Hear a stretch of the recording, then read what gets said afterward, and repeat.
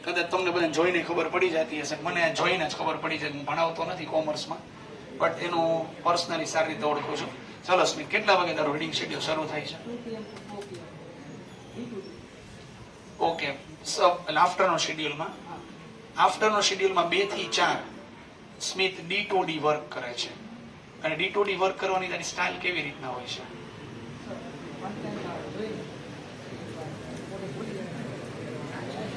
સાંભળજો, એક વખત જોઈને અને ઈઝી ક્વેશ્ચન કે એવું લાગે તો એક વખત બોલીને કે મોઢે લખીને જે છે એ ફેક્ટ તમારી સામે આવશે. ઓકે, પછી એક્ઝામ આમ ઓવરઓલ આખા દિવસમાં સ્મિત તારું રીડિંગ શેડ્યુલ કેટલા અવર્સનું હોય છે? આ રેગ્યુલર શેડ્યુલ સિવાય રેગ્યુલર ઓવરઓલ જો તમે વિચારજો, હવે પાછું આ સ્માર્ટ વર્ક અને નંબર 1 પોઝિશન માટેનું એક બીજું જબરજસ્ત એક્ઝામ્પલ કે ઓવરઓલ આખા દિવસનું રીડિંગ, ફરીથી એકવાર મોટેથી બોલ, કેટલા કવર્સનું થયું? Maximum 5 hours. મેક્સિમમ 5 અવર્સનું રીડિંગ, મિનિમમ 4. એટલે 4 to 5 અવર્સ કે છે, પણ સ્મિતે 5 અવર્સ તોય કીધા, પણ 4 અવર્સમાં થયું. એટલે એનો મિનિંગ એવો નથી કે તમારે બધે એટલું જ રીડ કરવું જોઈએ. આ તો એની પોતાની માઇન્ડની કેપેસિટી, કેટલા કામમાં એ બધું થઈ જતું હોય એનાથી, તો પછી કોઈ ઇશ્યુ નથી આવતો. 4 to 5 અવર્સ રીડિંગ. ઓકે, જે 2 to 4 નો મોર્નિંગ 2 અવર્સનો સેશન એવો કીધો કે જેમાં રેગ્યુલર છે, એ સિવાય શું પ્રિપેરેશન કેવી રીતના કરે છે? રાત્રે સીધું 2 થી 4 પછી તો 4 to શું કરે તું વચ્ચેના ટાઈમમાં? વચ્ચે સુવાનું કામ કરે છે. એટલે જે ફેક્ટ છે એ ફેક્ટ છે કે એ શેડ્યુલમાં હું કઈ નથી કરતો. જમીને પાછું રાત્રે રીડિંગ શેડ્યુલ એનું ચાલુ હોય છે. પણ મેં કીધું એમ કે હવે તમે પાછું એવું અમને ક્લાસમાં સર સ્મિત આમ જ કરે છે, એટલે આપણે એમાંથી મોટિવેટ થવાનું છે. પછી એના માઇન્ડ ઉપર ડિપેન્ડ કરે છે. બધા 4 કલાકમાં એટલું યાદ રાખી શકતા નથી. ઓકે, બીજું સ્મિત, એવું ક્યારેય બન્યું છે કે ઇનકમ્પ્લીટ હોમવર્કમાં તારું નામ આવ્યું હોય? અત્યાર સુધીમાં ખાલી એક વખત ઇનકમ્પ્લીટ હોમવર્કમાં નામ છે.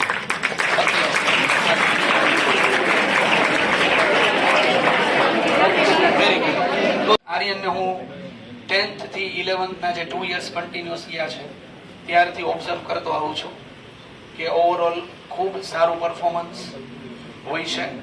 10th માં પણ ઓલમોસ્ટ એ બોર્ડમાં રેન્કર સ્ટુડન્ટ જ હતો, અને અત્યારે પણ સાયન્સમાં પણ રેન્કિંગ પોઝિશન ઉપર જ છે. JEE ની પણ ખૂબ સારી પ્રિપરેશન એની એ ચાલુ છે, અને બોર્ડ્સની પણ ચાલુ છે. આર્યન, તને મારે એ કહેવાનું છે કે ઓવરઓલ અત્યાર સુધીનો તારો ટ્રેક રેકોર્ડ ઓલમોસ્ટ 90% ની નજીકનો જ રહ્યો છે. અત્યારે કદાચ સેકન્ડ રેન્ક છે, પણ મને વિશ્વાસ છે કે એનામાં, પછી વિવેકમાં, અત્યારે વિવેક 1 2 3 માં નથી, પણ મને એટલી ખબર છે કે એના મનમાં અત્યારે શું ફિલિંગ થતી હશે. એમ થતું હશે કે હવે આવતું આવે, જો હવે પેલો સિંઘમમાં એમ આમ હાલતું હોય ને, એમ હવે એને મનમાં ફિલિંગ આવતી હશે કે હવે આવતી વખતે મૂકવું નહીં, લોઢે લાકડે મૂકવું નહીં કોઈને. અચ્છા, ઓકે આર્યન, તારે શેડ્યુલ સ્કૂલ અવર્સ સિવાય કેટલા કલાકનું તારું રીડિંગ છે? પણ આમ ઓવરઓલ એવરેજ આમ થતી શું હશે? 6 to 7 અવર્સનો શેડ્યુલ આર્યનનું આવે છે. 6. અચ્છા આર્યન, બીજું કે તારી MCQમાં સોલ્વ કરવાની હેબિટ કઈ ટાઈપની છે? સાંભળવાનો પોઈન્ટ અહીંયા છે, બીકોઝ એનું જે MCQમાં પરફોર્મન્સ છે એ થ્રુ આઉટ બહુ સારું હોય છે. એટલે મેં એવો ક્વેશ્ચન પૂછ્યો છે કે MCQનું સોલ્યુશન કેવી રીતે તું કરે છે?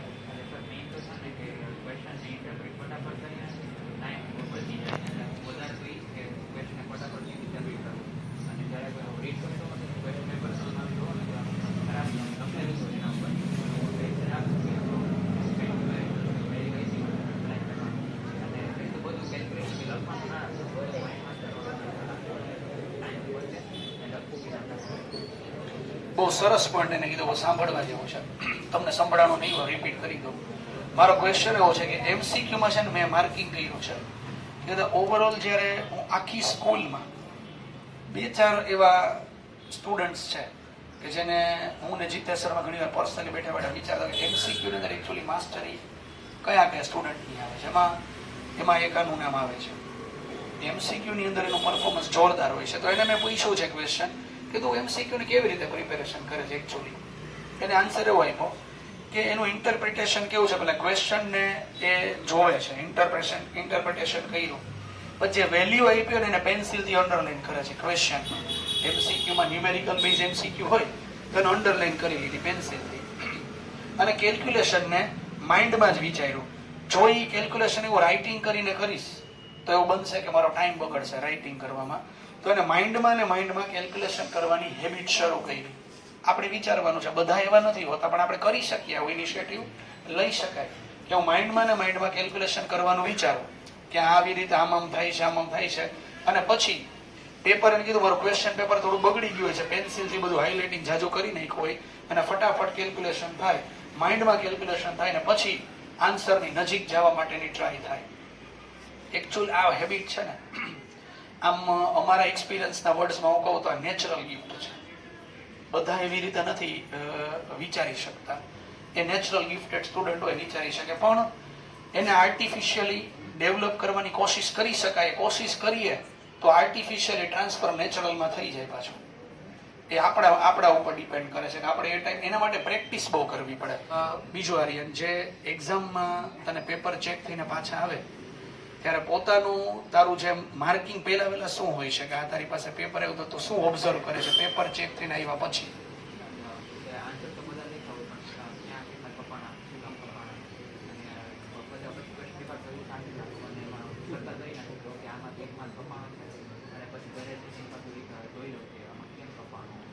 આ બહુ મોટી વસ્તુ સાંભળવા જેવી છે, એટલે જ મેં ક્વેશ્ચન એવો પૂછ્યો. આ તમારા માટે બહુ ધ્યાનમાં રાખવાનું. પણ મેં એને ક્વેશ્ચન પૂછ્યો કે આર્યન, તારી પાસે આન્સર પેપર અત્યારે ચેક થઈને આવ્યું, સપોઝ તમને 30 માંથી 22 માર્ક્સ આવ્યું, હવે તમારું પહેલું રિએક્શન શું આવે? તો એને શું કીધું કે મને 22 માર્ક્સ આવ્યા, આ બધાએ કરવું જોઈએ, તો મારા માર્ક્સ ક્યાં કટ થયા? એ પછી ક્વેશ્ચન પેપર ને આન્સર પેપર બે સાથે રાખે છે અને પોતાના કટ થયેલા માર્ક્સને એ સર્કલ કરે છે કે આ જગ્યાએ મારા માર્ક્સ કટ થયા છે, અને એ ક્વેશ્ચનનો આન્સર એ પાછો પ્રિપેર કરી લે છે કે આ જગ્યાએ કટ થયા તો હું એને પાછો રીડ કરી લઉં તો બીજી વખત મારી મિસ્ટેક ના થાય. આપણે જે રાતમાં પેપર્સ આવે ને ત્યારે આપણી નેગેટિવ મેન્ટાલિટી એવી છે, જે પહેલા પોઝિટિવ છે પણ પછી છેલ્લે નેગેટિવ જ રહે છે. પોઝિટિવ આપણે ક્યાં ખોટું પડ્યું છે આપણે પહેલા ગોતીએ છીએ, એ પોઝિટિવ વાત છે. પણ બીજી નેગેટિવ વાત એ છે કે આપણે પછી એને કેમ વધે ને એના માટે દોડાદોડી કરવા માટે જે તે સરને પકડા રાખી છે કે આમ અડધો માર્ક્સ કેમ આમ વધી ગયો અને નથી વધતો. એ આપણે ટેક્સ્ટ બુક સામે રાખીને વેરીફાઈ કરી લો કે તમે ન્યુમેરિકલ કર્યો છે તો ક્યાં તમારી મિસ્ટેક છે, એવું ક્યાં આપણે કરીએ છીએ. આને આટલે આવ્યા મને કેમ ન આવ્યા, આને એક ખોટો પડ્યો, તમે તારો ખોટો છે ને એ જો ને બીજાનું કામ જો, બરાબર? એનું આમ છે તારું સાચું છે અને ખોટું પડ્યું હોય તો કેમ? પણ આ છે ને એને કોમ્પિટિશન નો કહેવાય, એને પાડવાની નેચર કે પાડી દેવા સામેવાળા કે આ કેમ, આને કેમ 1 માર્ક્સ વધારે, એવું શું કામ કરો છો? તમારી મિસ્ટેક જ્યાં થઈ એને ઇમ્પ્રૂવ કરવાની કોશિશ કરો. અને આપણી કોમ્પિટિશન આપણી ખુદ સાથે છે. અમે પહેલા જ કહીએ તમારી કોમ્પિટિશન તમારા, તમે જે આગલી પરફોર્મન્સ કરો કે સારું પરફોર્મ કરો એ તમારી કોમ્પિટિશન. અને એટલું યાદ રાખજો, અત્યારે માર્કેટમાં એવડી કોમ્પિટિશન છે કે જેવા તેવા ગ્રેજ્યુએશન કમ્પ્લીટ કર્યા પછી ચાલતાય નથી. શું કરવાનું? એન્જિનિયરિંગ પૂરું કરી લીધું, BCom કરી લીધું, BBA કરી લીધું, MCA કરી લીધું, પણ કરવાનું શું? BSc કરી લીધું, કરવાનું શું? કેવડી કોમ્પિટિશન છે માર્કેટમાં. તમારે નંબર 1 પોઝિશન ઉપર જે સેક્ટરમાં હોય ત્યાં રહેવું પડશે તો જ તમારું કામ છે, બાકી તમારું કામ નથી. ઓકે આર્યન, તારું થિયરીની પ્રિપેરેશન સ્પેશિયલી મને એટલી ખબર છે કે મેથેમેટિકલી સ્ટેપ તારા બહુ સ્ટ્રોંગ છે, તો તું એકચ્યુઅલ મેથ્સની પ્રિપેરેશન કેવી રીતે કરે છે?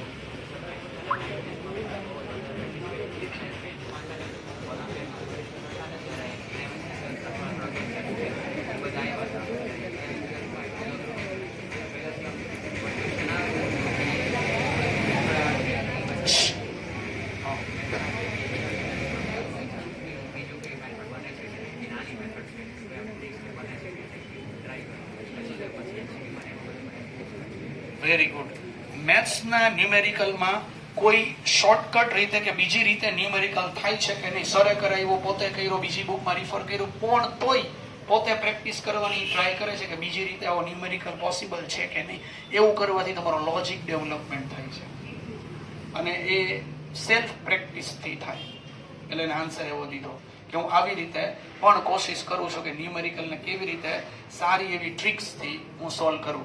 અને એમ કીધું ઓલિમ્પિયાડ્સની પ્રિપેરેશન કરતો અને રિલેટેડ લેટેસ્ટ ન્યૂઝ તમને કહું છે, મને આજે જ મળ્યા છે ન્યૂઝ ચેનલમાંથી, કે ગવર્મેન્ટ અત્યારે એવું થિંકિંગ કરે છે કે એન્જિનિયરિંગમાં એડમિશન માટે જેને ઓલિમ્પિયાડની એક્ઝામ આપેલી હશે અને રેન્ક હશે અને જી મેઇનની એક્ઝામ દેવાની પણ જરૂર નહીં પડે આગળ જતા. ઓલિમ્પિયાડ ઉપરથી જ એ સ્ટુડન્ટ સીધા મેરિટ રેન્કમાં આગળ આવી જશે. એવું આજ સવારે ન્યૂઝ ચેનલમાં મેં જોયું. એટલે ઓલિમ્પિયાડ્સની પ્રિપેરેશન માટે આપણે થોડુંક હવે પ્લાનિંગ કરવું પડશે, લોઅર સ્ટાન્ડર્ડમાં ખાસ કરીને, એટલે આપણે આગળ જતા રેન્કિંગમાં પ્રોબ્લેમ ના થાય. Very good Aryan, congratulation to Aryan. Pradeep છે ગેસ્ટ તરીકે હું અત્યારે એનાઉન્સ કરીશ હવે, કારણ કે પ્રદીપનો અત્યારે ઇન્ટરવ્યુ લેવાનો છો કે એકચ્યુઅલી એને દરેક વખતે જો 90% ઉપર માર્ક્સ આવે છે તો આપણે ઘણી વખત કોઈ હોશિયાર વિદ્યાર્થીના રિઝલ્ટ આવતા હોય આપણે બોલાવીને એનું ગાઈડન્સ લેતા કે તું કેમ મહેનત કરતો હતો. તો જ્યારે સ્ટાર આપણી વચ્ચે જ છે, સ્કૂલમાં નંબર 1 સ્ટાર આપણી વચ્ચે છે, તો તમારે બધાએ ખરેખર જાણવું જોઈએ કે આ વિદ્યાર્થી એનો શેડ્યુલ શું છે મહેનત કરવાનો, જેથી કરીને આપણને એમાંથી ગાઈડન્સ મળે. બરાબર, મારી ઈચ્છા એવી છે કે રેન્કર સ્ટુડન્ટ તો ઓછા હોય છે, તાળી પાડવાવાળા વિદ્યાર્થીઓ ઝાઝા હોય છે, પણ આપણે આપણું સ્થાન ખુદે નક્કી કરવાનું છે કે મારે તાળી પાડવાવાળા વિદ્યાર્થી બનવું છે કે મારે રેન્કર બનવું છે. તમારા બધા પાસે ક્ષમતા છે તો આપણે અહીંયા હોવા જોઈએ. પણ આપણે પૂછીએ, પ્રદીપ છે, તને હું ક્વેશ્ચન પૂછું કે પ્રદીપ, તારું પોતાનું જે રેગ્યુલર રીડિંગ શેડ્યુલ છે ઓલ ઓવર કેટલા કલાકનો હશે અંદાજે? સાંભળજો, સ્કૂલ અવર્સ સાથે કે સ્કૂલ અવર્સ સિવાય? સ્કૂલ અવર્સ સાથે 15 કલાક. સ્કૂલ અવર્સ સાથે 15 કલાકનું પ્રદીપનું રીડિંગ શેડ્યુલ છે. સ્કૂલ અવર્સ સિવાય 9 કલાક. બરાબર, અત્યારે આપણી સામે 95.14% વાળો વિદ્યાર્થી અત્યારે ઉભો છે, તો તમને બધાને જાણવું પડશે ને કે એનું વાંચવાનું કેટલું સમયપત્રક છે. બરાબર. બીજો ક્વેશ્ચન પ્રદીપ, તું તારું જે શેડ્યુલ વાંચવાનું છે, તું 9 કલાક રીડિંગ કરે છે, એમાં કેવી રીતે રીડિંગ હોય છે? સ્કૂલમાં જે કરાયું એનું શું હોય છે પ્લાનિંગ તારું ભણવાનું?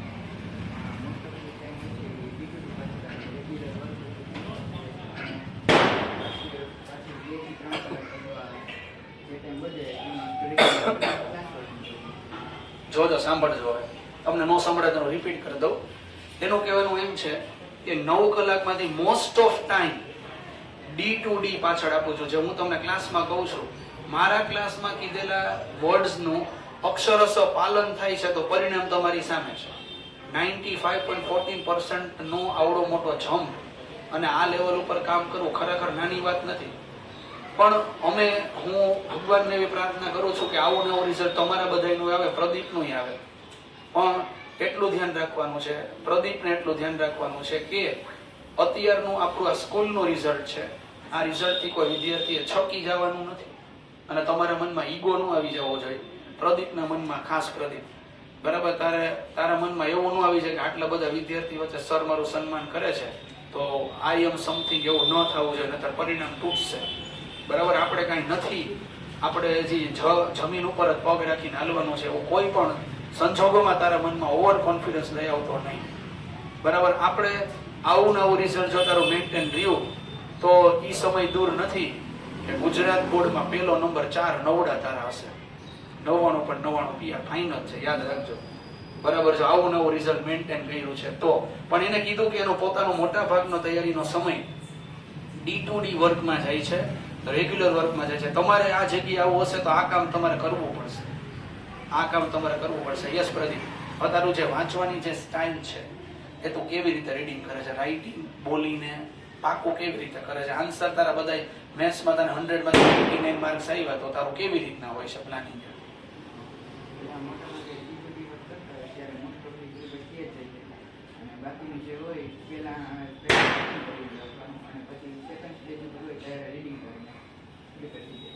એટલે ટૂંકમાં મેક્સિમમ રાઇટિંગ કરીને જ તારું કામ હાલતું હોય છે, મેક્સિમમ રાઇટિંગ કરીને.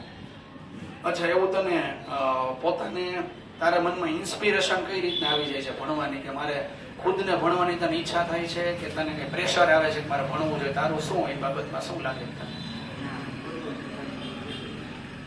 અને ટૂંકમાં ભણવામાં તને એના સિવાય તને કોઈ આનંદ આવતો જ નથી, એવું થયું ને?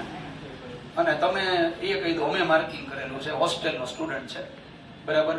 અત્યાર સુધીમાં હોસ્ટેલમાં પ્રદીપ આવીને કે કોઈ ફરિયાદ નથી કરી અમને આવીને કે સર મને જમવાનું ભાવતું નથી, મને મમ્મી યાદ આવે છે, મને પપ્પા યાદ આવે છે, કે જમવામાં આમ તકલીફ. અમારી પાસે હજી સુધી, તમારી પાસે હર્ષ સર પ્રદીપ કરી ફરિયાદ લઈને આવ્યો છે?